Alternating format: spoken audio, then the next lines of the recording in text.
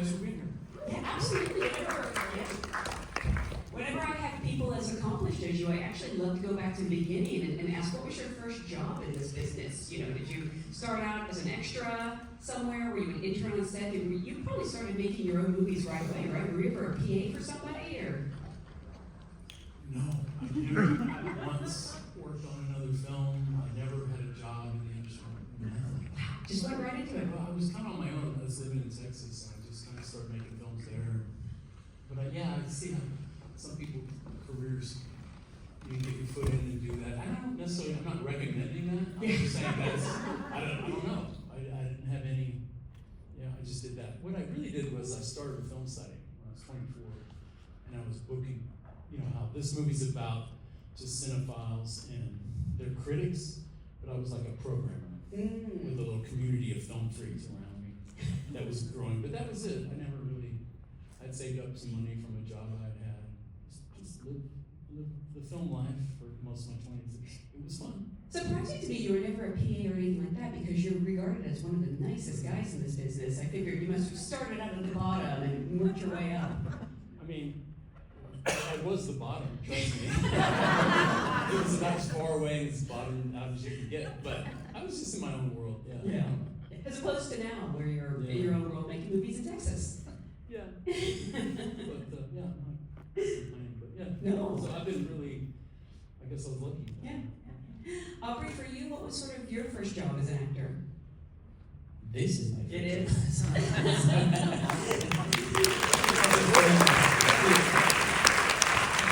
You've done theater before, though.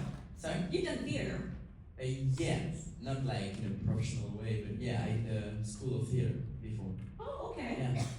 And Zoey, for you? My first job was on a Disney Channel sitcom. Oh, which one? I thought I saw Called it. The Sweet Life on Deck. It was the spin-off. How old were you? I was 14. Yeah. 14 or 15. Yeah. Wow. Guillaume, for you? My first job was a prop master assistant on a movie that did well. It was Serial Bad Weddings. I think it was a big hit in France. And I don't know, maybe there is a remake here. There will be.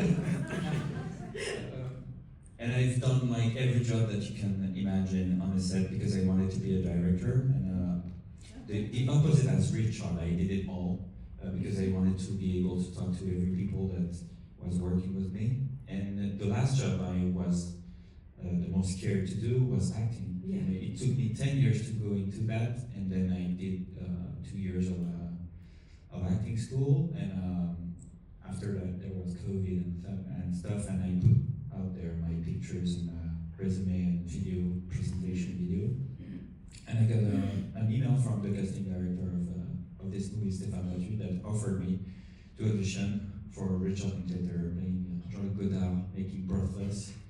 I thought it was a scam. I mean, I'm still not convinced, just for the record. So, was that your first audition ever? I don't think so, no. I had maybe 2 or 3 auditions, but this was the first audition for a speaking character that has text written for the character. Like, you and your friends had made a bunch of shorts. You came in, you knew filmmaking. I don't know, that's one thing that impressed me about Guillaume. He kind of had a sense of the set. He knew all the jobs, and had this authority to him. So he carried himself in a certain way that I thought was kind of good already. I mean, did you ever imagine your first job as an actor would be playing Jean Godard in the lead role of Richard Linklater movie? No, this is why I thought it was a scam. Back in that time, I was just an extra on movies. The best I did was I got one line, and I got to go by train to another city, Bordeaux, in France. Back and forth. I paid for a burger there, and then I got my money, and it was less than what I paid for a train. And on top of that, the line I said was, Lieutenant Guérin, nous sommes prêts. And I had to brought 2 police officers to the morgue to check some bodies, and their hair were sharp, like on the lens, but I was blurry. I don't know how they managed to do that. So when I watched Welcome it, to the film, yeah. Yeah. Aubrey, this is also your first job in front of a camera, I believe. What was your audition story like? Did you also send in a tape? No, I saw a Facebook post of the cast director. This really does sound like a scam. I'm We've started casting once before. We were casting big net for people who might look like our guys and be good actors. Sorry, go on. Like at this time, I was like on all group of Facebook with like casting, and I saw this one. I was like, why not? Back in the time, an old guy told me when I was 16, like, oh, you look like Belmondo. So thanks to this guy, I'm here now. So, thank you to him. Careful, he's going to be looking for 20%. Thank you too much. Now, Zoe, you have an unusual case in that you guys have been talking about this for years. Yeah, I want to back up for 1 second. You guys are both so remarkable in the movie, obviously, and it's shocking that it's your first film for so many different reasons, but being on set, I was so confused because it was like you had been both doing it for 15 years. All the stuff that is around the actual job of acting is so, what's the word, complicated, as you guys know, and it takes time and experience to settle into it, and you guys you were so locked in, and you were such a great leader for everybody. You know, people love to talk about the number one on the call sheet thing and what that means and setting the tone and everything, but you brought everyone together, and you set a really beautiful tone, and it was so impressive. So I just want to say that it's still shocking to me that it was your first movie. thank you. As I was wearing out that she was flying in from the U.S., American actor, you know, with a career and everything, and it's a bunch of young, largely unknown French actors with this American star, you know, coming in. But it was so different, her relation with the cast, and certainly the director. We had worked together, but Zoe was so, you know, just such a great part of the team. There was no friction. I was just so proud of the way everyone just jumped in and worked together as a team. Yeah, she was our guide for this first experience to understand what the job was, and for that I just have to say thank you, because you really became a friend in the beginning of rehearsals, and I think this movie would have not been what it is if you were not here. So thank you. I didn't answer your question, sorry. Rick, I'm so lucky that it actually all happened, but about 11 years ago, when we were working on Everybody Wants Some, he told me he was making a movie about the making of Breathless, and that maybe I looked a little like Gene Seberg.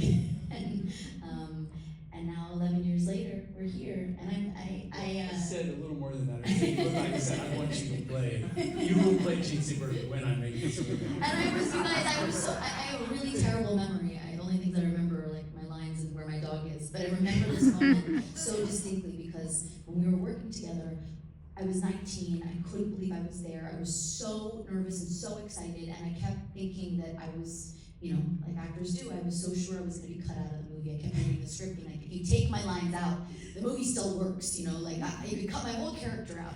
And when he said to me, oh, you know, I think I want you to play Gene Seberg, I was like, oh, so maybe he's not gonna cut me out of Everybody Wants Some. I was so excited that maybe I wouldn't be cut out of it.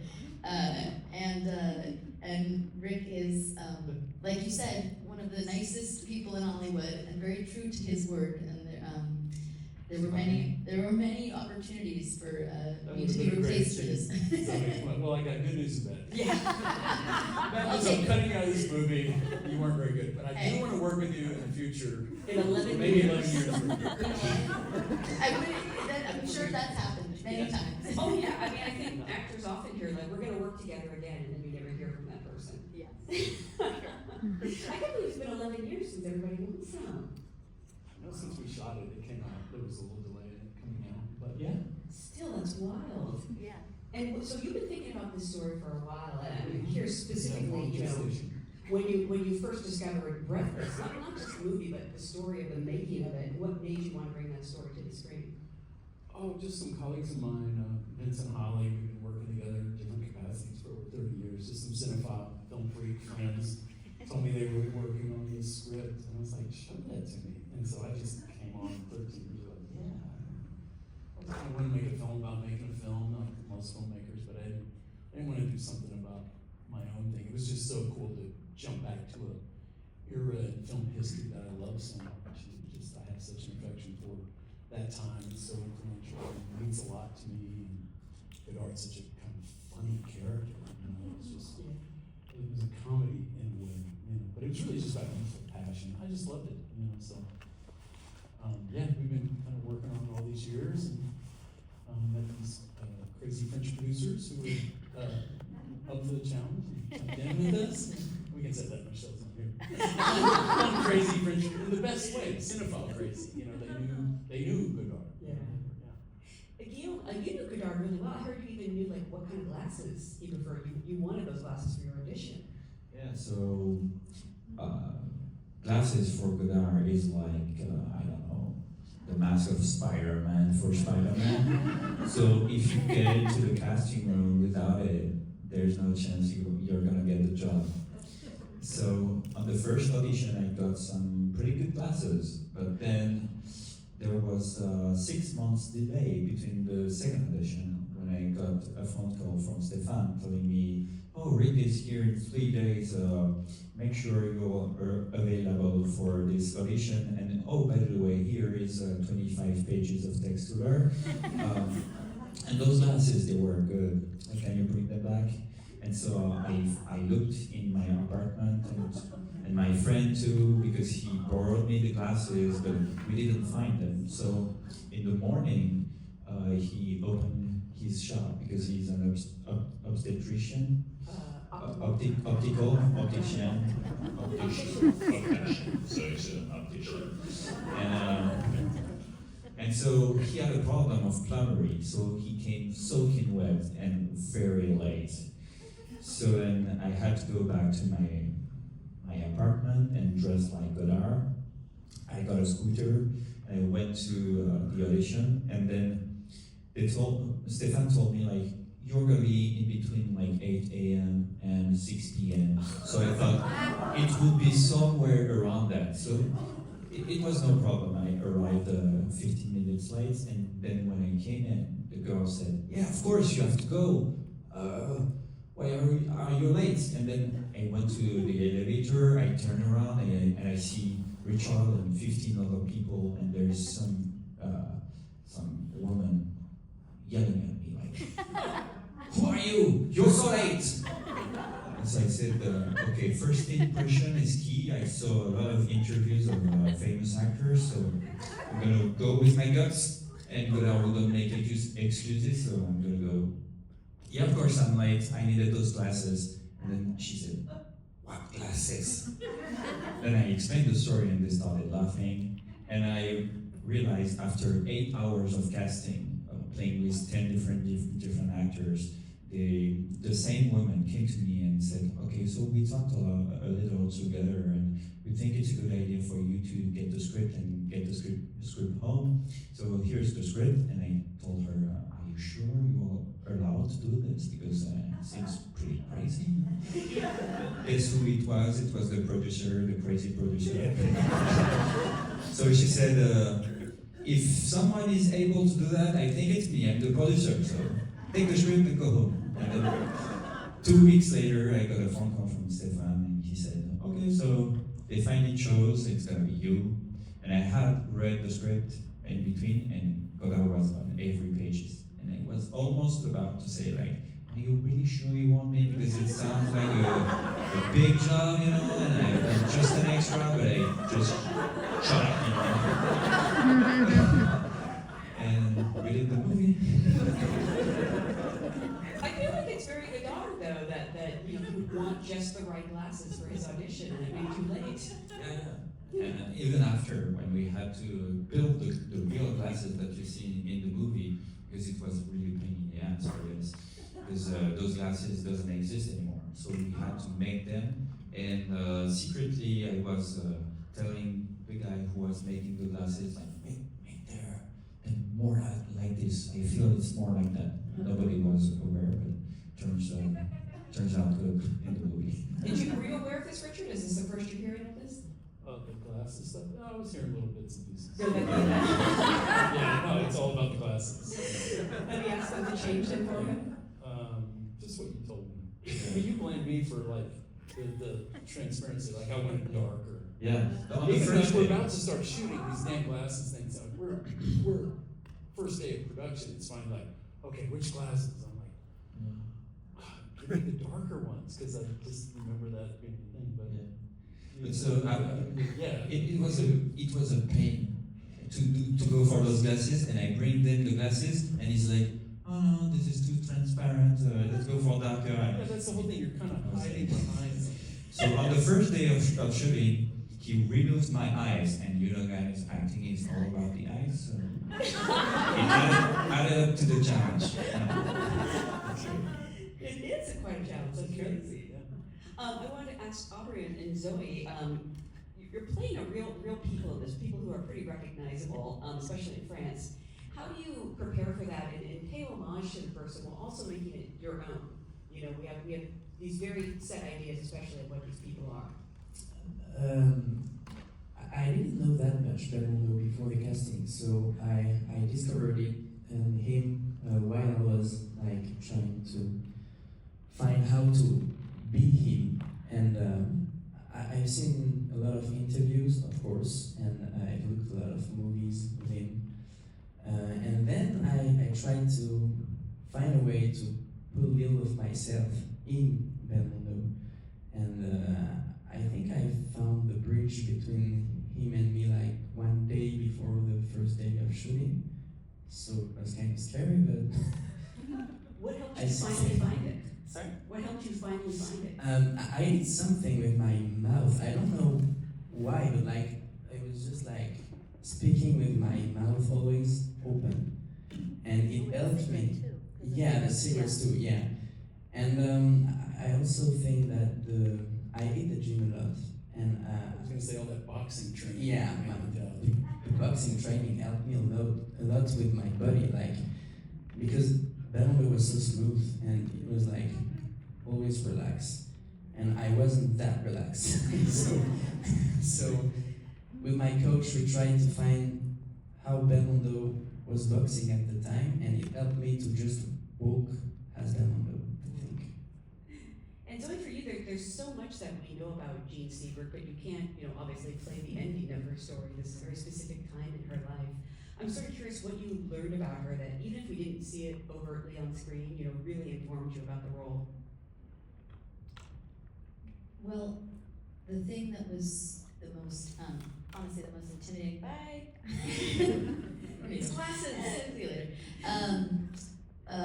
Was that I don't speak French. I didn't speak French. I had to learn French for this film. And that was very intimidating. No. Yeah. I was very intimidated by that, but what I didn't know is she too was learning French while making Breathless. So there was a great, it felt like it was very helpful, because when I watched Breathless, there's like a mysterious quality to her almost, and when I was on set and I was scared or that I was mispronouncing things or not hearing something right, and I would put kind of a little bit of this wall up so that I didn't get found out, that I didn't know exactly what was going on, and I felt sort of like I felt a little connected there in that way, and the language barrier of it all actually just was really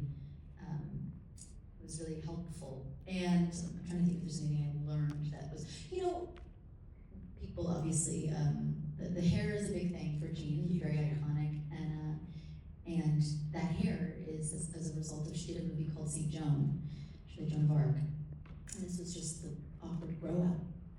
It wasn't intentional, like all iconic things, like I'm gonna be iconic. She was just growing out her hair from St. Joan, and it became, what it became.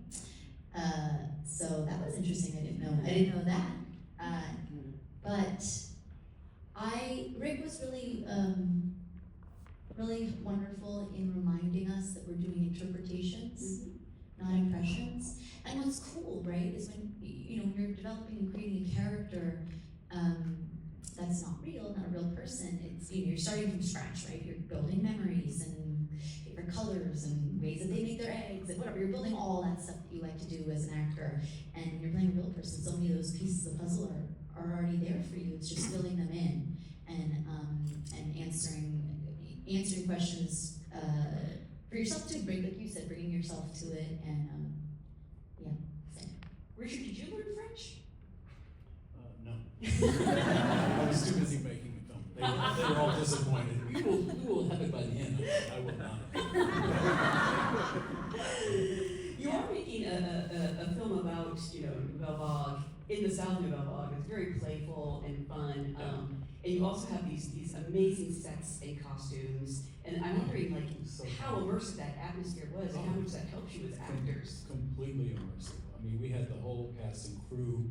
It was like a huge historical research recreation project, to get 1959 and all the characters, every detail just right. It was really fun. Everybody was all in. It was a blast. It was so the opposite of how they shot. They could just show up and shoot, Yeah. And we wanted to feel like we just show up and shoot, but we had to create everything. I mean, they didn't have an art department. They didn't have a sound department. They didn't have locations. They didn't have transport. They didn't have anything. We had all that and visual effects, which they couldn't imagine. So yeah, it was a big construct on our part, but I just still wanted to have that kind of breezy feel of a film made in 1959 that looked and felt like that. So. I mean, was it fun to make? Because I know it's a lot of pressure, but also it sounds like it's a blast. It was so fun. It was like beyond the fantasy version of what it can't even. It was crazy. It was like a dream. It was. Yeah, I felt like I was just in this kind of cinematic dreamscape for all those months of final prep and shooting. I still feel that way about the movie. It was really magical. It was like recreating this world of all your heroes and kind of them kind of back to life in front of us. And the cast was everybody was all in. Everybody just really bonded. I don't know, it was great. For the two of you, because fun. it's not always like this, but. Yeah, I think also the method of Richard by doing a lot of rehearsal before the movie helped a lot because we had done the work and so we could just try to have fun during the scenes to make this feeling of spontaneity and living the moment. And I think also that helped us bound together, us three and with the rest of the cast and make really this movie feel like a summer camp. Yeah, it's kind of like all that spontaneity and improv thing. We're gonna fake all that really, really well. Before we go, we probably have so many actors here, and you do have such a gift with all kinds of different actors. I'm curious, is there anything you would want people to know if they're lucky enough to audition with you or meet you? Is there something that you would want them to know coming into that room? Virtual or in real life? I don't know. Good luck. I hope you're right for the part. I can tell you one thing. Yes, please. So Richard, the 8-hour casting day I did, every end of a take or of a scene, Stefan, the casting director, would turn to him and ask him what do you think? Do you want them to make something different? And the only feedback we got was, all right. So if you ever get to audition for Richard, if he gives you all right, that doesn't mean anything. Don't just go crazy. Getting cut in the first movie. Exactly. I didn't know. For casting, to me, is largely love at first sight. I knew when you guys walked in the room, it's kind of that. And I'm just looking for confirmation of my bias already that I think you're right. So don't fuck up, I don't know, that's largely it. There were certain characters that were more difficult to find, usually for physical reasons, like raw guitars, bigger guys, all these great actors. They're just not we need someone who's a little taller than everybody else. So there's technical things like that, but yeah, it was wonderful. So many great young actors. I do think don't fuck it up is the best advice you could give someone. Be yourself. We're on your side. Well, before we go, I want to remind everyone this movie is currently playing in theaters. Please spread the word. It will be on Netflix on November 14th. Thank you so much for joining us. We had a great audience. Thank you for being here. Thank you. Awesome.